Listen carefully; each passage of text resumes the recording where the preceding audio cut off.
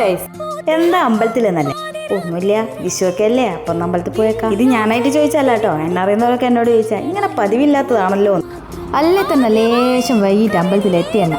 എന്നാൽ പിന്നെ നമുക്ക് പ്രാർത്ഥിച്ചിട്ടെങ്കിൽ വരാം അല്ലേ? വീട്ടിൽ നിന്ന് കാണി കണ്ടിക്കില്ലല്ലോ, അമ്പലത്തിൽ നിന്ന് കാണി കണ്ടിക്കേ. കുറേ സമയം പ്രാർത്ഥിക്കാൻ എഴുതാനിട്ടുണ്ട്. അതൊക്കെ പ്രാർത്ഥിച്ച് കഴിയുമ്പോഴത്തേക്ക് ഇവിടെ കുറച്ച് തിരക്ക് വന്നിക്കേ. അങ്ങനെ ഇതും കഴിഞ്ഞിട്ട് എന്ത് ചെയ്ത് ചന്ദനം വാങ്ങാൻ പോയി. അപ്പം നിങ്ങൾ എനിക്ക് 1 കിലോമീറ്റർ അപ്പുറം ചന്ദനം കൊടുക്കുന്നത്. ഇതിൻ്റെ അപ്പുറത്ത് നിന്ന് തന്നെയാണ് കൊടുക്കുന്നത്. ലേശം കാത്തു നിന്നിട്ടായാലും ചന്ദനമൊക്കെ കിട്ടിയേക്കേ.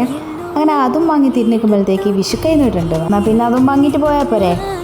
അങ്ങനെ ചന്ദനവും പൂവും വാങ്ങിയിട്ട് വിഷുക്കൈ നീട്ടം വാങ്ങാൻ നിന്ന് നോക്കുമ്പോൾ ഒരു കാർഡിലാക്കിയിട്ട് ഒരു കോയിനാണേ. അങ്ങനെ ഞാളും 3 ആളും കൂടി കൈനീട്ടം വാങ്ങിയിട്ട് നേരെ അമ്പലത്തിൻ്റെ പുറത്തേക്ക് ഇറങ്ങി കേട്ടോ.